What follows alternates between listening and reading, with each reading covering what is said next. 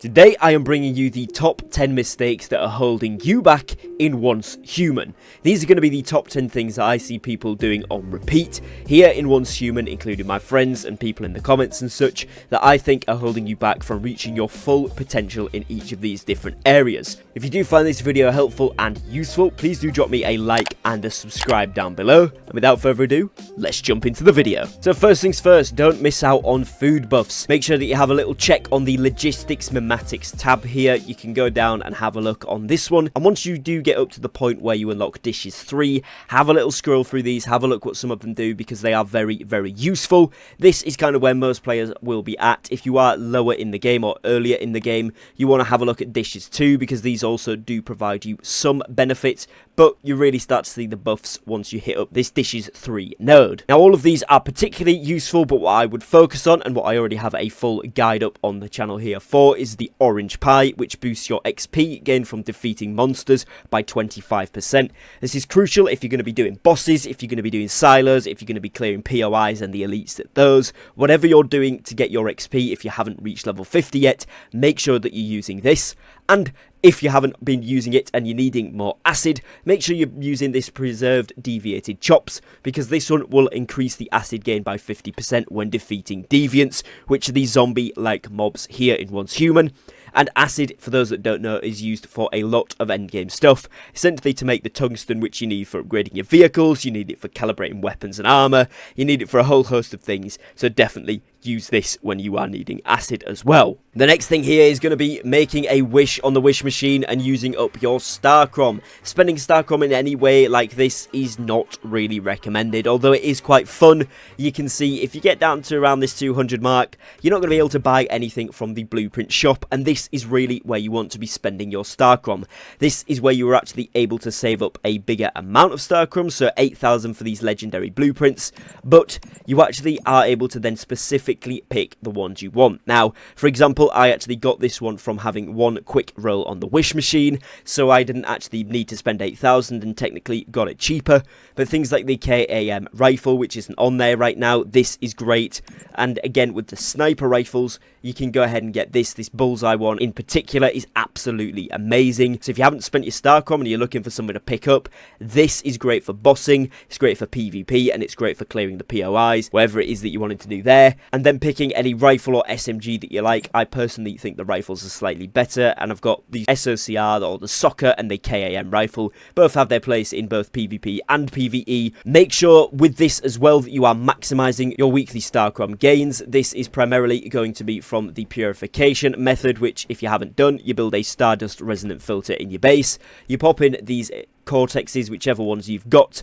The higher ones do net you more points, and the only reason that you want to increase to higher level ones over the level 1 ones, which are easier, is because you have a weekly limit of 40. You can see here you get from 45 of the level 2s, you get 3,800. From 49 of those, you get 3,400. So it is going to be slightly more, but the increase of level and difficulty goes up. But definitely max out the 40 out of 40 every single week on those to stay on top of your Starchrom. And additionally to this, you'll be able to go to the vendor, which is in every single settlement or base, camp, whatever you want to call these places. If you left click on them, it will tell you the merchants that are there, and this is the guy we're going to be looking at. It's the Severin 7, the Stellar Plangular Merchant. Any side quest that you complete in the game will reward you with a little blue currency. So if we go into tasks and have a look at any of these world tasks, for example this one, it's this one right here, this Stellar Plangular, and this is what you can use to trade with the Severin 7 guy for these boxes right here. These are Starchrom crates. Make sure that you're maxing out. You can do 8 of these every season, so make sure you get all of these. That's going to be 500 in each, which means you're going to get 4,000 extra. And then once you've got them in your inventory, you simply use them and you get 500 Starchrom per crate. Max this out as soon as you can, get all of these done so you can get some extra Starchrom there. The next thing that you need to not forget to do is to calibrate your weapons and armor. Basically, these will give you a massive buff to the base stats of the weapon. And on top of this, what they will also do is on the weapons grant you these abilities at +4, +7 and +10 calibration. Now these are going to be really important things like range and accuracy, weak spot damage, crit rate, and crit damage. You can see here the different ones that we've got. Overall, you're going to get more damage and more health by doing this. And in the same vein as this, you can actually go into your mods and you can upgrade your mods. If you haven't got enough parts, like I have only got 64 here because I've been upgrading these, you can actually go into the dismantlement bench or the disassembly bench and dismantle any duplicate or spare mods that you're not going to be using. As you can see, I have got tons here, so I could definitely dismantle some of these, and what this will do is actually get you some weapon or armor mod parts back depending on what the type of mod you're dismantling is, and then you can go ahead and upgrade these. These will also drastically improve your build overall for your armor and your weapons. Next thing that you need to make sure that you're not forgetting to do is optimizing your deviants. If we go on here and have a look, each of the deviants have 3 different requirements in the bottom left. Yesterday's video is up on the channel now. This details all of what you need to know about deviants in a bit more depth, but essentially if you're having all of these needs fulfilled, these will then be more effective in battle and they will regenerate quicker, or they'll be more effective at gathering and regenerate quicker, or whatever it is they're doing, crafting, etc. So make sure you are fulfilling these needs and making sure your deviants are maximized in their efficiency. Another thing I see a lot of players forgetting to do is actually grow crops in your base. You'll see here that I've got automated sprinklers as well as growing lights up there as well. Now all of this does cost electricity, but once you get onto the end game generators, these are going to be much easier to set up, and what this will allow you to do is essentially plant your peppercorn or whatever plants you want. I've got some cucumbers over here so I can make the pickles, and then you can set this automation up so that they grow and are watered to the correct level.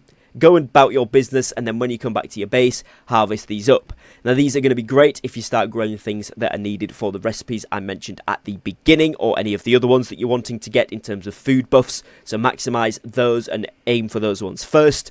And if you are lucky, like I've managed to get here, I have a deviated peppercorn, so this is how you can get your hands on the deviated crops as well, which are needed for some of the golden or legendary recipes that you can pick up from places around the map. So this is going to be really important. Make sure you start growing crops early doors and get a good surplus of these ready, so you can get all of the buff food that you need for whatever content you're wanting to do. Next, when you go to your cradle, make sure that you are equipping the perks as you unlock the slots for them.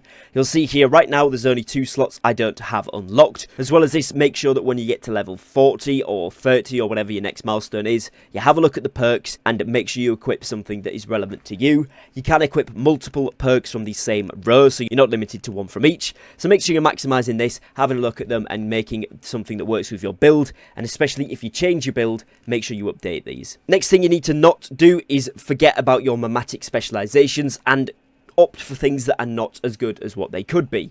Essentially, you're going to want to pick things that are going to be helpful to you individually and things that can make you money. So, for example, precious metal refining. If you get this, it's great for money. You can smelt silver and gold ores into the ingots. Silver ingots sell for 6,000 energy links each, whilst the gold ingots sell for 12,000 energy links each. And these are going to be super important.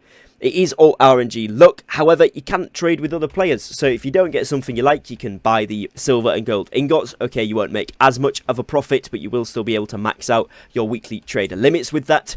But on top of that, you can also buy the items that you might find useful. So, for example, the gravel and log on the go item, which reduces the weight of logs, gravel and ores that you carry by 80%. There's an electronics grabber here, which is when it's in your backpack, there's a 10% chance to get 1 to 3 electronic components extra from storage crates, and so on and so forth. Gardening gloves, I strongly recommend these. If you're going to get along with the previous tip of growing your crops and harvesting them, this is a 12% chance to double the amount of seeds that you gather, so you can advance these better, and of course then sell on any additional seeds you have. So on and so forth with these. Generally, the best place if you do want to trade and buy things is around the Black Fell Outpost. Switch around the different worlds, have a look into those vending machines, and of course you can always put an advertisement in chat saying that you're wanting to buy something specific if you are looking for a specific item there from these Memetic Specializations as well. The next thing is to use up your refinery or workshop cards. Make sure that you're going in and using these. You're going to need one of these in order to activate a refinery defense or a workshop defense. These are located in different areas on the map, but make sure you're making the most of these because they'll give you Stardust Source, they'll give you some Cortexes, they'll give you acid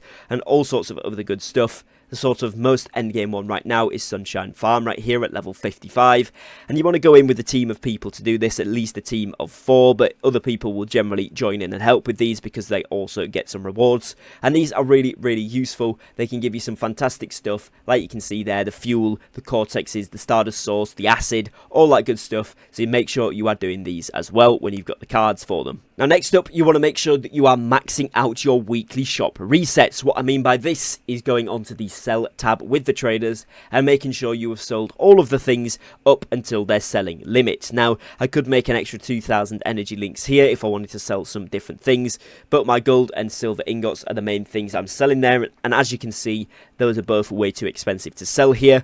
This does reset in 1 day 9 hours at the time of recording this video, but you want to be maxing this out on every single refresh of this. Each individual trader at each settlement has their own selling limit per week as well, so make sure you travel to all of them and sell up all of those so you can get yourself a big stack of energy links like I've got here. Energy links are going to be super important for unlocking memetics and items that you want from the shop if you actually want to purchase stuff, but on top of that they're also going to be really important for calibrations and for mod enhancements as well. Plus you can also trade with other players, like I said, for those specialization items from all these vending machines that you'll see, like I mentioned here at the Blackfell outpost. There is a ton of these jotted around this central beacon, and if you change worlds there's loads of them as well, so you can often buy those different things or buy the silver and gold ingots or the combo chipsets slightly cheaper and then sell them for a little bit of profit, albeit slightly less profit than you would have done crafting them yourselves, but still some profit to these vendors, and then reaching your weekly cap so you can make as much money as possible there. This is really, really good. Of course, if you have some friends in your warband or your hive that can make the gold or silver ingots or the combo chipsets and want to gift them to you so that you can then sell them to the vendors as well, that's going to be your fastest and most profitable way to max out these weekly resets, but make sure you are doing that so you've got tons of energy links at your disposal. The next thing here is going to be upgrading your vehicles. As I see a lot of people doing, they have the first engine or the first wheels or something like that on their vehicle. If you can afford to upgrade these, do, because it makes a massive, massive difference. You'll be able to upgrade the speed of your vehicle, the fuel tank capacity of your vehicle, the handling of your vehicle, and finally the durability total of your vehicle. Now this will mean that you can get around faster, you don't have to refuel as much, the handling is much better, and overall the durability is better, so when you are smacking into the trees and the rocks, you're not going to have to repair this bad boy as much.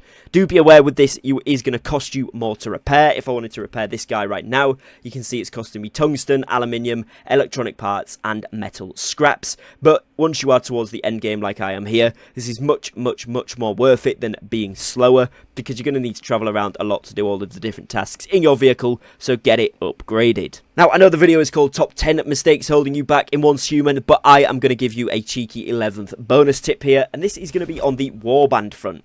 Now, essentially, what the reason for this is you're going to want to make sure you are in a warband, and I'm assuming that this is the same on both the PvP and the PvE servers, but I am on a PvP server, so someone from a PvE one, do let me know if this is different. But you can see here the different sections of the game: Divided World, Apex Aggression, Duel of Legends.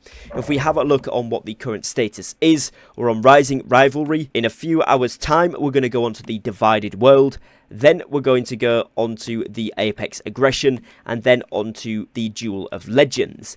Now, the reason for joining a warband for this is one simple reason. You're actually just going to get some extra rewards. If we have a look here on the Divided World, we can see here that the current ranking for the preseason stuff, we haven't got any points, so we're 125th, but we're still going to get ourselves 2,000 Starchrom and 2 Butterflies Emissary crates. Now, if you actually join a warband that's participating in these events and you actually manage to get into the top 12, you'll get 3,003 crates. Top 4 to 6 is 3,500 with 4 crates. Top 3 is going to be 4,000 with 5 crates. The second warband, 4,500 with 5 crates. And the first one, 5,000 with 6 crates. Now, most people, this won't apply to you. You'll be in the 13 and beyond. But it's free 2,000 Starchrom and 2 Butterflies Emissary crates, just for being a part of a warband there. So you may as well get them going. It's free extra rewards. And on top of that, with this, you can also go to the overview, donate to the weekly fund, put some of your stuff into this. And once you've done that, that will give you some points to spend at the shop. Once you've got points to spend at the shop, you can actually buy some of the stuff you need. Sanity gummies, advanced activator, canned lunch meat, controllers, all of that good stuff. There is a weekly limit on these items, but they are going to be very useful to get some of them going, especially the controllers. Those are particularly good, so don't miss out on that. Make sure you're taking advantage of that by just being a part of a warband as well. So that is going to be it for this video. Hopefully you have found it useful and informative. If you have, please do leave me a like and a subscribe down below. Both of those things are massively helpful to the channel, so I'd really appreciate it. Other than that, I will catch you again very shortly on a brand new upload. Take care and peace.